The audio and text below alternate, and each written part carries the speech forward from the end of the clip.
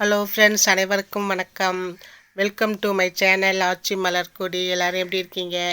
நல்லா இருக்கீங்களா? இன்றைக்கி நம்ம சேனலில் இன்ஸ்டண்ட்டாக பருப்பே இல்லாமல் திடீர் சாம்பார் எப்படி செய்கிறதா நான் காமிக்க போகிறேன்.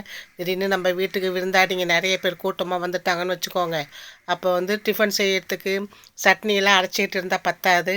அப்போ பருப்பு வேக வைக்க நேரம் இருக்காது. உடனே சாம்பார் செய்யணும்னா இன்ஸ்டண்ட்டாக வெறும் பொட்டுக்கடலை இருந்தால் போதும். வெங்காயம் தக்காளியை போட்டு வீட்டில் உள்ள சாமான் தான் தாளித்து கொட்டி இறக்கினா தண்ணி ஊற்ற ஊற்ற அவ்வளோ நிறையா வரும். அந்த பொட்டுக்கடலை சாம்பார் வச்சு கொடுத்தீங்கன்னா அமர்க்கலமாக டிஃபன் செய்து 10 பேருக்கு கூட உடனே செஞ்சிடலாம். சாம்பார் 5 நிமிஷத்தில்.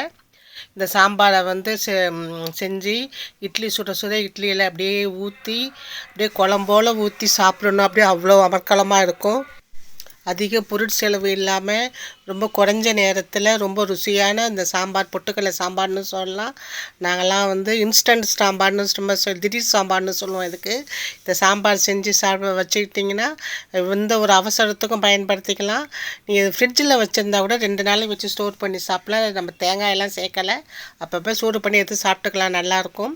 இந்த சாம்பார் வந்து இட்லி, தோசை, இடியாப்பத்தை, சப்பாத்திக்குமே சாப்பிட ரொம்ப நல்லாயிருக்கும். இந்த திடீர் சாம்பார் எப்படி செய்யணும் இப்போ வீடியோவில் காமிக்கிறேன், வாங்க பார்க்கலாம். இதுக்கு வந்து என்னென்ன பொருட்கள் தேவைன்னு சொல்லிடுறேன். ஃபஸ்ட்டு வந்து வெங்காயம், கொத்தமல்லி தழை, கருவேப்பிலை, பச்சை மிளகாய் 2 கீறி வச்சுருக்கேன், இஞ்சி 2 கிராம்பு, ஒரு துண்டு பட்டை போதும், ஒரு தக்காளி, கடலப்பருப்பு 1 ஸ்பூனு, தாளிக்கிறதுக்கு கடுகு, பொட்டுக்கடலை இந்த சின்ன பவுலுக்கு கிட்டத்தட்ட 50 கிராம் பொட்டுக்கடலை.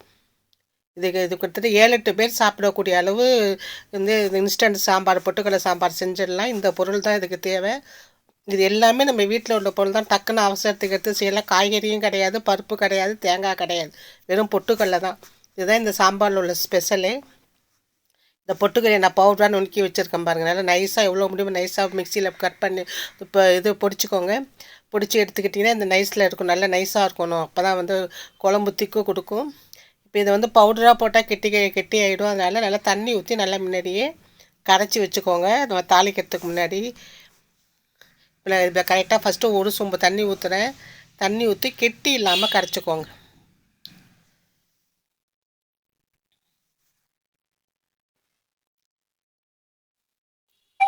நல்லா கெட்டி இல்லாமல் கரைச்சிக்கிட்டாச்சு.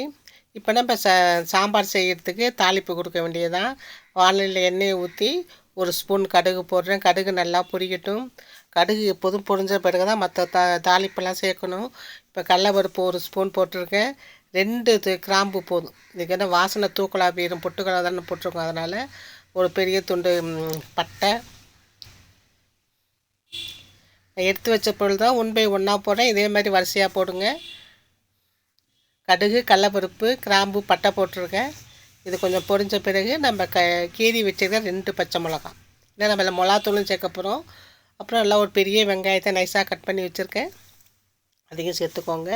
பச்சை மிளகாவும் வெங்காயமும் கொஞ்சம் வதங்கட்டும், வதக்கி எடுத்துக்கலாம்.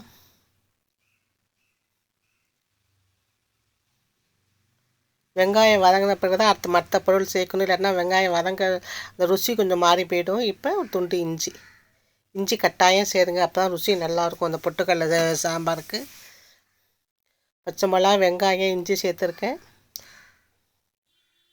கொஞ்சம் வதங்கி வரட்டும். இப்போ ஒரு கொத்து கருவேப்பிலை போட்டு ஒரு கிளறி கிண்டிக்கலாம். வெங்காயம் கொஞ்சம் நல்லா வதங்கி வரட்டும். கண்ணாடி பதம் வந்தால் அந்த சாம்பார் தூக்கலாக இருக்கும். ஏன்னா நம்ம பருப்புலாம் போடல, வெங்காயம் தக்காளி மட்டும்தான் போடுறோம். அதனால் அந்த வெங்காயம் பச்சை மிளகா போட்டு நல்லா வதங்கி வரணும். இப்போ நான் கட் பண்ணி வச்சுருக்க தக்காளியை போட்டுக்கிறேன்.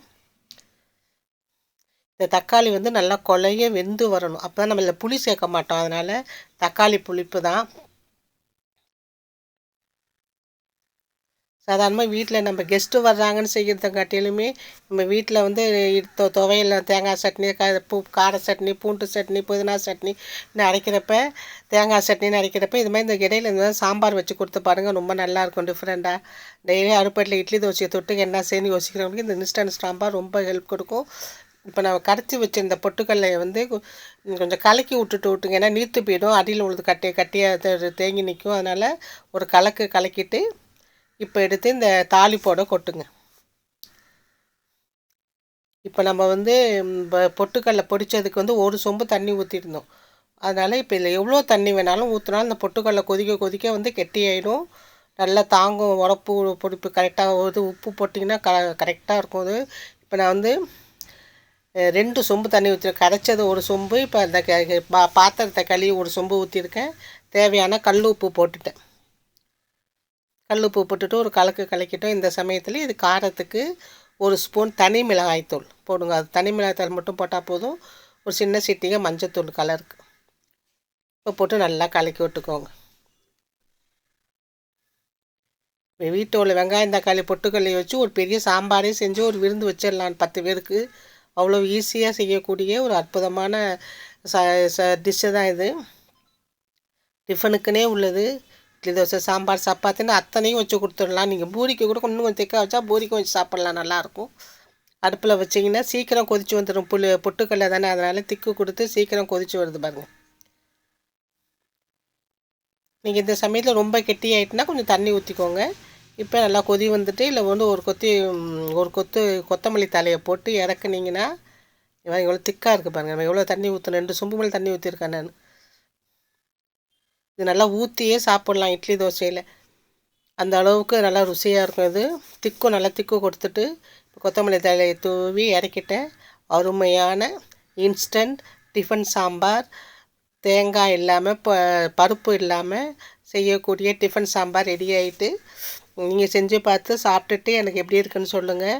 இந்த இன்ஸ்டன்ட் டிஃபன் சாம்பார் ரெசிபி உங்களுக்கு பிடிச்சிருந்ததுன்னா இந்த வீடியோ என் சேனலுக்கு சப்ஸ்கிரைப் பண்ணி லைக் பண்ணி ஷேர் பண்ணுங்கள். தேங்க்ஸ் ஃபார் வாட்சிங். வாழ்க வளமுடன்.